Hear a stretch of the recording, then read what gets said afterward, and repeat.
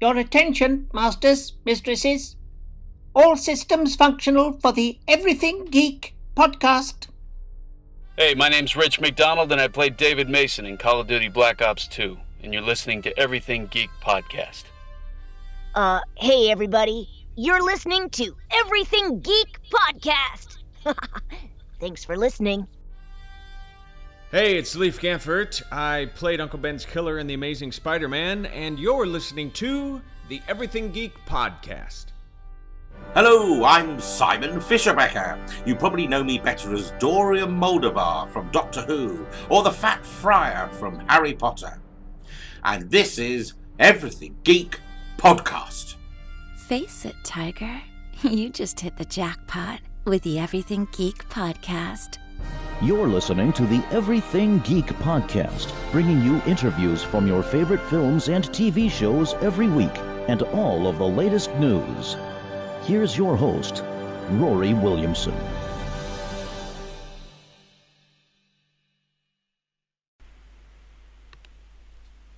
Hello everyone, you're listening to the Everything Geek podcast. I'm your host Ruari, and joining me today is a very special guest. We have Jeff Schine. He stars as Javier García in the Walking Dead Telltale Game, and his other notable roles include Frank Aiello in Call of Duty World War II, Danny Burke in Mafia III, Zach Miller in Rush inspired by Battlefield, Vincent of Fortune and Gold, Adam Cole in The Wash, EOD1 in SEAL Team, and Adam Maitland in LEGO Dimensions. How are you today, sir?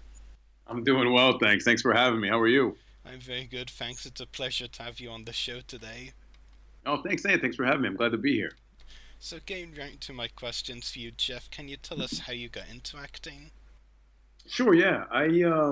I had been interested in acting from a young age, but sort of without thinking about it in a professional sense. I grew up in a really small town, and sort of like doing small plays. I think from the age of, or maybe from like third grade or fourth grade. I just actually found some footage of me doing this musical when I was like, I don't know, 7 or 8 or 9. So it was just kind of a thing that my friends and I did, but I never really thought of it as something, you could do as a job. That seemed like something, other people did. But I'd always been interested, and I used to, chase my mom around the house while she was doing stuff and doing voices. And, I was just always interested in it. I loved movies. As a kid, I used to have a running list of every movie I ever saw. And I think it was up to like 800 or something by the time I was a teenager.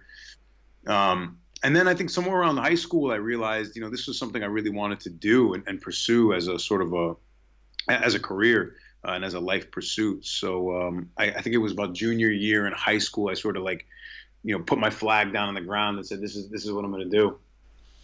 That's very cool. I have to say, 800 movies by the time you were a teenager. That puts me to shame. Yeah, it was a lot. I wish I could still find that list. I had it like as an old Word document, and even my parents were like, "What have you been doing?" And it was, I loved it though. I've always loved movies, and I'll watch everything. I good movies, bad movies, indie. I just love film, so I used to watch everything. Yeah, it's really cool. I wish I was as dedicated as you are. Yeah, I mean, I'm 21 now, and I don't even think I'd have an 800 movie list. Oh, wow, yeah. Well, yeah, you got time to catch up, though. Yeah, a long life ahead of me, for sure. Exactly. Yeah. So can you tell me how you were originally cast as Javier Garcia in The Walking Dead? Sure. I think, if I remember correctly, we're, as voiceover actors, we're auditioning, very frequently. We get lots of auditions, and many of the things that you audition for, especially when it comes to video games, are things are code named, and there's a lot of secrecy, and you'll sometimes get an audition for something that is written specifically for you to audition, but isn't necessarily going to be a part of the project. With Javier and The Walking Dead, I know I got the audition across my desk, but sort of, and this is in a respectful way, just didn't think much of it. We get so many things, and so you sort of, you work on your audition, you send it in, and then you sort of just move on. I mean, that's sort of like the way you learn how to cope with the, with the constant rejection you get. You know what I mean? You move on.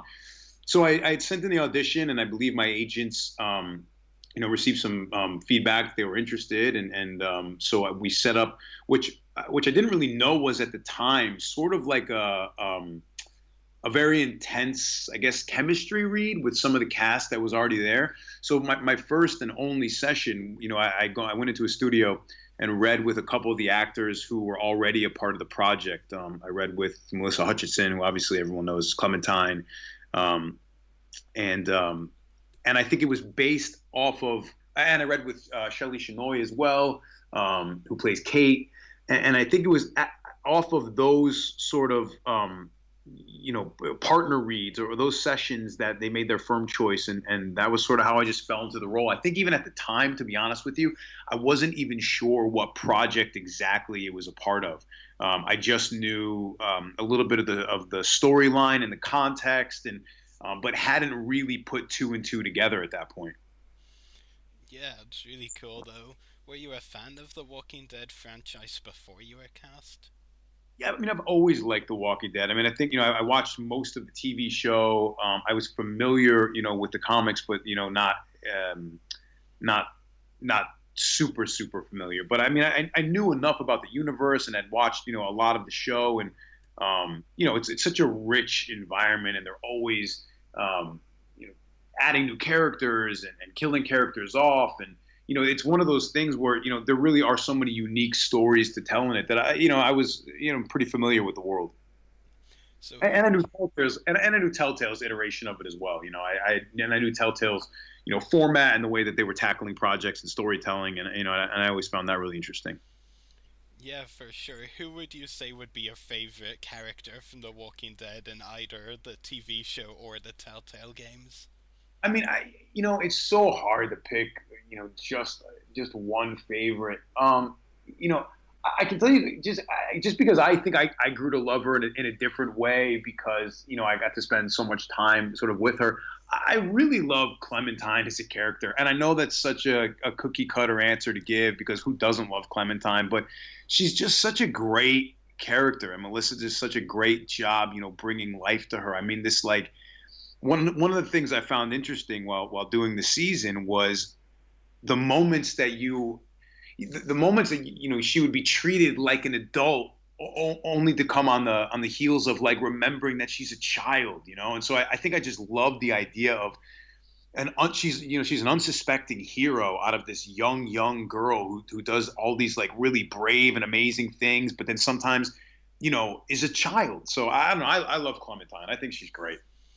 Yeah, definitely, because, I mean, she has the maturity of an adult in a way from everything that she has experienced, but then it's also useful because, particularly in Season 2, the season before you were in, like, she was still a child, so, like, could do things other characters couldn't, like sneak around places that adults would have been noticed easily, like, that's the handy thing with her.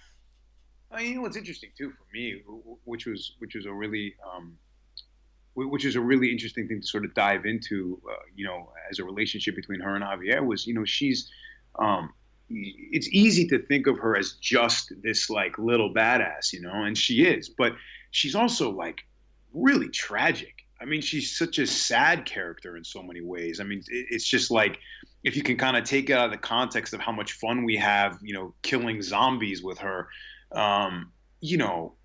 what a horrible little existence. You know what I mean? Like just full of pain and loneliness. And she's so young. So I don't know. I find Clementine to be a really a fun character to be in scenes with, and a fun character to watch. And again, I mean, hats off to Melissa for just doing such an outstanding job with her. Definitely. What was it about the character of Javier that it drew you originally into the role that made you interested in him?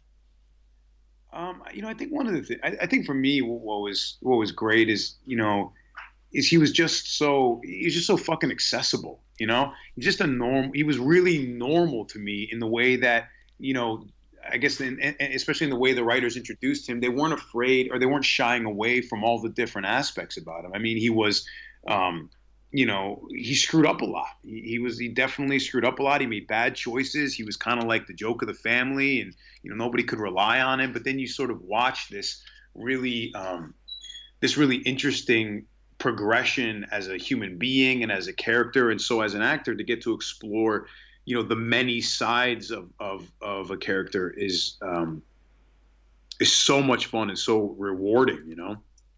Yeah, absolutely. And that's one of the really great things about the character is that he's so relatable in the fact that, he makes a lot of mistakes, particularly at the start of the game, like, well, more so in the events, before the actual apocalypse, just very early on, like, we see him, being kind of looked down on, I guess, by the rest of his family, at his dad's, deathbed, basically. Yeah. Yeah. Well, not actually his deathbed. I mean, he was late for the pass scene, but, screw up like, right there. He's like, what was it, his rebirth bed, I guess it was? Pretty much at this point. Yeah. Yeah, I mean, I think that, that for me was the great thing about Javier. I mean, the guy was just like, I think sometimes, look, everybody loves to play the badass. It's fun to be a badass. It's fun to be the hero. It's fun to, get to do really cool things, and I've had the opportunity to play those roles as well. But what was cool about Javier is he sometimes he would stumble into his heroism, which I always thought was very human. He just always felt very human to me. There was just no pretense about him. He kind of was like unapologetically who he was and trying to do his best, and even figuring out what his best was a lot of the time. So, it was pretty easy to lock into to qualities about him. Before you would go into a recording session, what would you do to get into his character? Like, what would you be thinking about?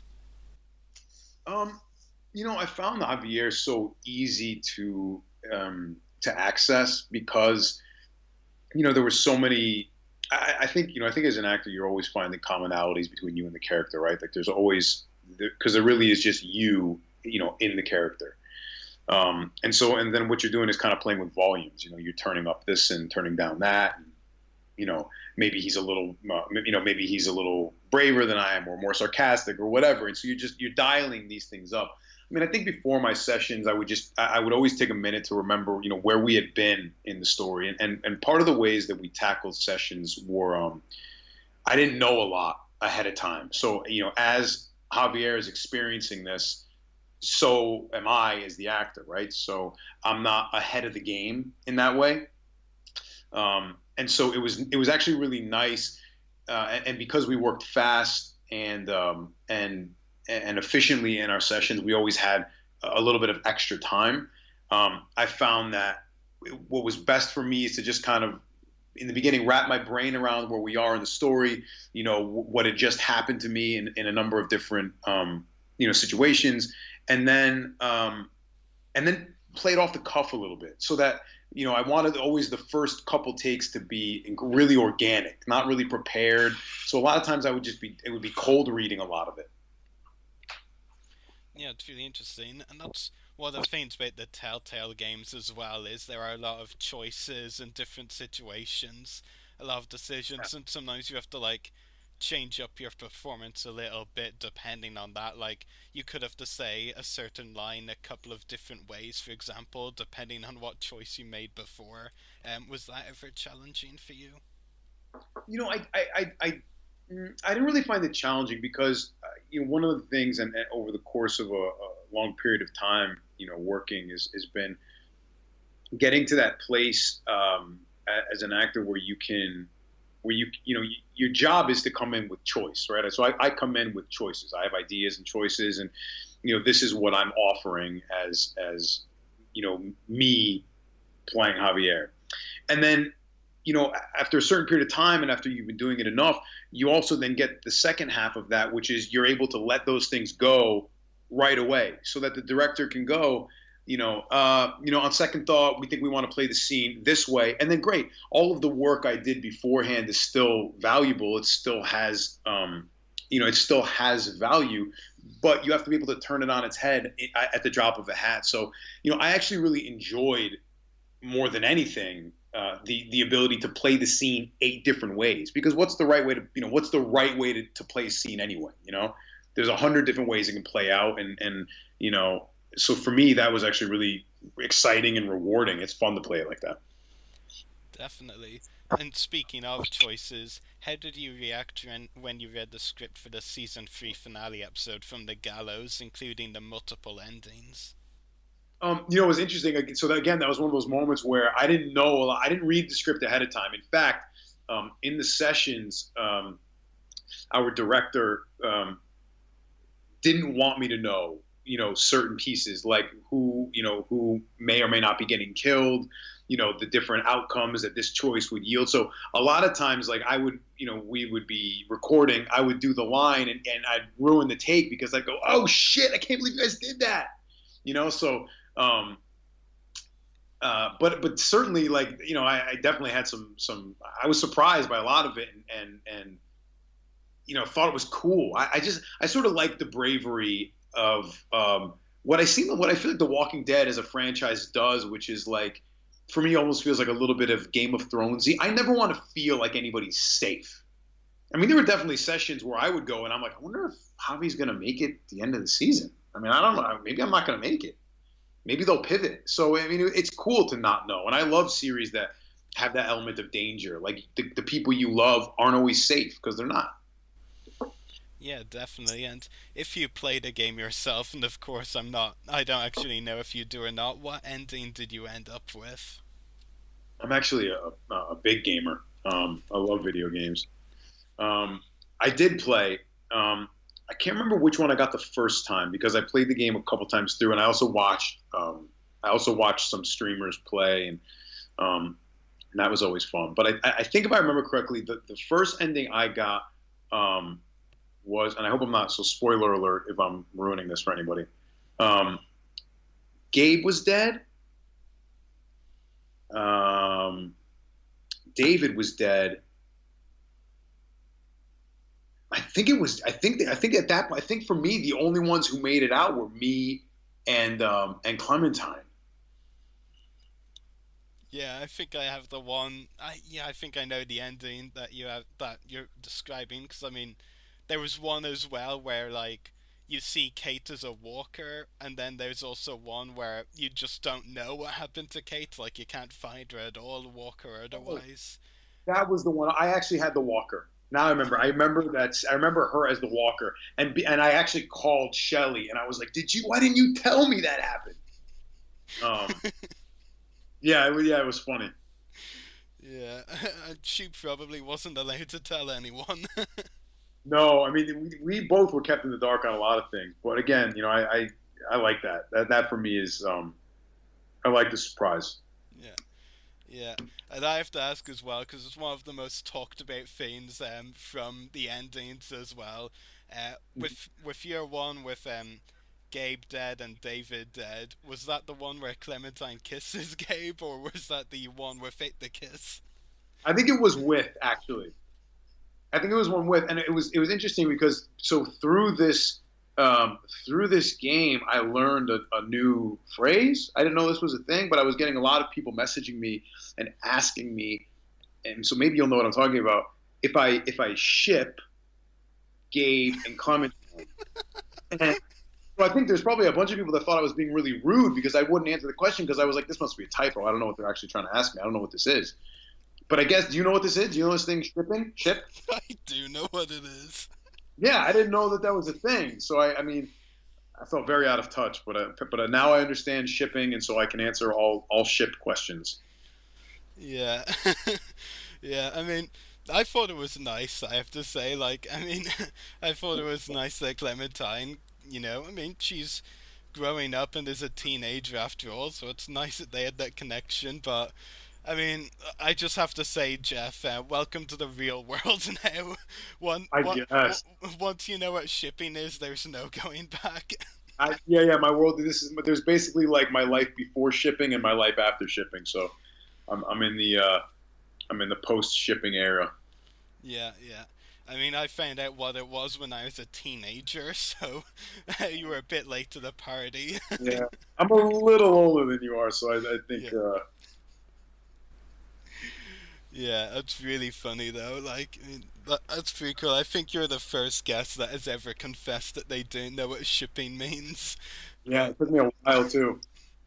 Yeah, now you know, of course. In fact, I think it might have been. I think it was Shelley who explained it to me. I think because I remember um, having a couple questions from a couple fans and calling her up, being like, "Hey, I don't know if you're getting these questions, but I am, and I don't know what the hell they're talking about. What is shipping?" And I felt really like, I don't know, out of touch. But anyway, Shelley broke it down for me. That's really cool. That just shows the nice bond you have with the other cast members. That you went to Shelley for help because you didn't know what it meant. Yeah, exactly. Yeah, we had a great cast. We all got along really, really well. Yeah, it's really cool. So I mean, I'm sure you're getting asked this a lot, but I do have to ask, what can you tell us about the fourth and final season of the Walking Dead Telltale Game? I can tell you with zero fabrication, they have not told me a thing. This is not a line. This is not I'm not just trying to avoid. I promise you, they have not told me a thing. I couldn't tell you anything about it. Have they told you to go into the studio? I literally nothing. I have had radio silence. I don't know what the story is. I don't know who it's centering around. I don't know who's coming back and who's not. I don't know anything. I promise. I wish I did. No, I appreciate the honesty for sure, because online, like, there was a comment from one of the Telltale staff, which is kind of like, the Garcias will probably be back, so like everyone's like assuming, oh, that means all of the like Garcia cast members are confirmed to be coming back. So yeah. I hope so. I would love to go back. I mean, I would love to go back. So, I got my fingers crossed like everybody else. Yeah, I mean, I think they'll definitely bring you back. My point was just that, just because someone says, they're probably bringing the characters back doesn't mean everyone should just assume that every character and every, cast member is coming back, if you get what I mean. Yeah, of course. Yeah, of course. Yeah. So, moving away from The Walking Dead, Call of Duty World War II, which recently came out, of course, and is already very popular. It was the first Call of Duty since 2008's World at War to be set during World War II. What does it mean to you to be part of this game as Aiello? Getting to be a part of the game was actually a real honor. It's such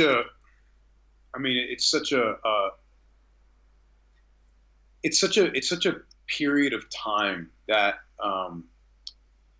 it has so many emotions wrapped around it. I mean, there's these great acts of bravery and heroism. There's tragedy. I mean, it's an awful time in the world for so many reasons, and to get to participate in a story where so many real people have sacrificed to. So many real people had to sacrifice for us to be able to even tell this story. That I think we. I know I can speak for myself, and I really believe the rest of the cast as well. Like, I think we all felt a real sense of responsibility to tell the story as authentically as we could. So I was really, really proud to be a part of this project. Yeah, and I have to say as well, like, I mean, I'm a big fan of Call of Duty World War II. Like, I think it's easily the best Call of Duty for a long, long time. And, I've followed it since the beginning. Like, I was 7 years old when the first one came out, which is probably something I shouldn't be confessing to having played at 7 years old, but oh well. But, I mean, I thought it was absolutely fantastic. World War II was the game, obviously. Yeah. And I thought, it was so authentic. Like, a lot of the stories told were brilliant. The characters were fantastic. And I think you and the rest of the cast definitely did bring that authenticity that you referred to the game. I'm glad. I appreciate you saying that. Yeah, I mean, we all really, fell in love with our characters and with each other. And you work on the project for, such a long period of time that you really start to develop these sort of you develop these friendships with your castmates, and I think the benefit of that is that starts to translate into the work itself. So it was a long journey and a long process, but a really rewarding one. Definitely. And World War II was one of the games in which you got to do motion capture on. What was it like doing motion capture for the game and the other games you've done it on? Yeah, I've gotten to do motion capture and performance capture a lot, and it's a fun process. So motion capture, right, is anything that has to do with capturing the motion of your body, right? Generally speaking, it's usually it's head down, and then performance capture is anything where they record your facial expression, and that's usually a bit more involved and requires some additional technology and additional steps in the process. But doing mocap is great. I mean, it's really freeing. It's probably the closest to theater you get. It's a lot different than doing film because we do everything in one take. It's being recorded by 300 plus cameras in this big, they call it a volume, so it's like a big sound stage, and it's all gridded off. And you're wearing this super tight little leotard with all these reflective orbs on it, and then you have a helmet with anywhere between 1 or 2 cameras pointed at your face, and then they go action and they let you loose, and so that's the great part about it, is you really just get to do the whole scene top to bottom, and if anything goes wrong, you're back to 1 and doing it again. And so in that way, it's very much like theater, and it's also really freeing. You have to create and invent the space around you, and I love mocap. I think mocap is a really great medium. I think it's a lot of fun. Definitely. What would you say were the biggest challenges you faced while working on Call of Duty? I think sometimes just from a technical standpoint, you have to learn. You have to learn how to work within the confines of the technology you have, right? So I was talking about those cameras you have attached to your head, and they're on these small little arms that protrude out from the top of your head and then point back at you, and they're maybe like 8 to 10 inches away from your face, and it can sometimes change how you have to do things. So you'll notice Aiello smokes a lot in the game. But as an actor, when I'm doing that, I have to smoke outside of the camera, right? So nothing can come between my face and the camera. So, adjusting some of the physicality in a way that doesn't take you out of the scene can sometimes just be challenging. And it sounds like silly, but even something as simple as like you're actually, smoking 8 inches away from my actual mouth is just something you have to get used to. And then, you go in, to hug a character or, pick up one of the guys off the ground or jump over something, and, just being aware of the technical sort of equipment you have attached to you, and not like, banging it around or screwing up the shot in that way, or, so those technical aspects can be challenging sometimes, but they become things you get used to pretty quickly. Other than that, I didn't find too much of it challenging, and I think part of that is just a testament to the other actors, the directors, the writing team. I mean, all the guys, working on the graphic end of it. I mean, everybody was just super dialed in, so it was a really great set to be on. I mean, everybody was there to like do a good job, have a good time, but take the work seriously, and I think that just makes a lot of the other things very easy. Yeah, for sure. And I have to say, as someone who doesn't smoke at all, because I don't, I have to admit, it was really interesting to hear you talk about the technicality, the difficulties in the technicality of smoking like Aiello does, because I mean that's something that I just didn't even think about, like watching the game. It was just something that kind of would just flow over my head. I'm like, yeah, there's a character that's smoking, but I don't think of the technical aspect of it, so I'm really glad you described that, if that makes sense. Yeah. So yeah, there's so many little things that you wouldn't think about, and even sometimes challenges that come up as an actor that you couldn't prepare for, or didn't expect, or didn't know that was going to be a thing that was going to be challenging. And so, but that's always what it is, right? It's sort of creative, on your feet thinking. So I got to make this thing work, and I got to do this thing. So how do I do it? Definitely. What would you say is your favorite memory from your time working on Call of Duty? Oh man, I mean, honestly, some of my best memories were just sitting around. So it's a complicated process to just set up one shot, right? Like you've got guys that come out and they build part of the set for you.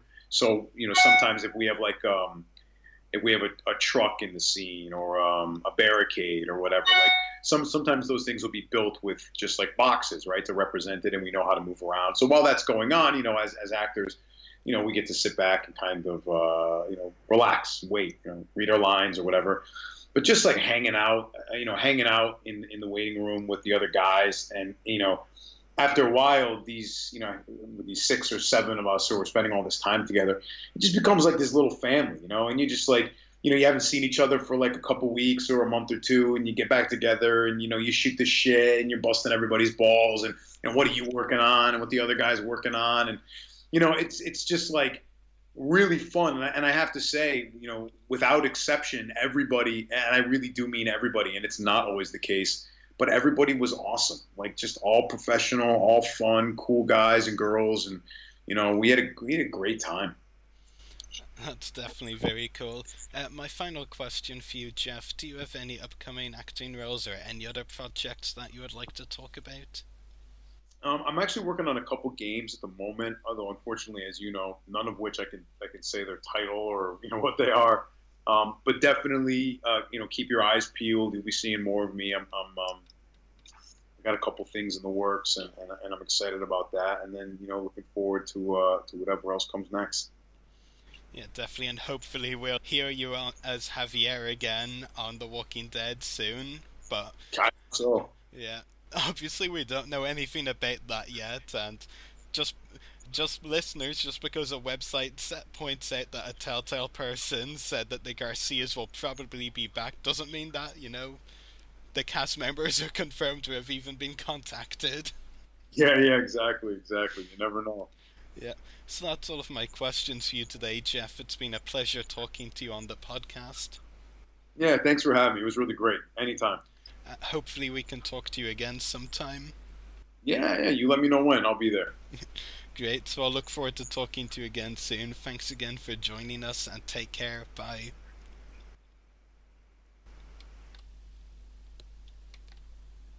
Time to wrap up today's show. Make sure to check out our podcast links, check out our website, website.everythinggeekpodcast.com/EGP, check out our Facebook page, www.facebook.com/everythinggeekpodcast, check out our YouTube channel, www.youtube.com/user/everythinggeekcast, check us out on Twitter, twitter.com/everythinggeekp, check us out on Instagram, instagram.com/official-everythinggeekpodcast, check out our Mixcloud profile, www.mixcloud.com/everythinggeekpodcast, email us at the following email, everythinggeekpodcast@gmail.com, check out our companion podcast, Everything Geek Comiccast, www.facebook.com/everythinggeekcomiccast.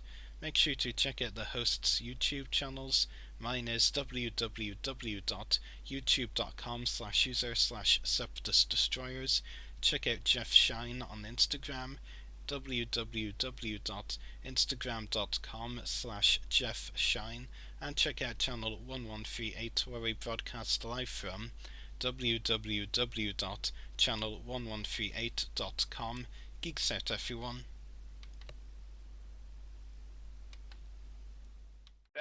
Dave Anthony was really adamant about wanting that to be left to the public.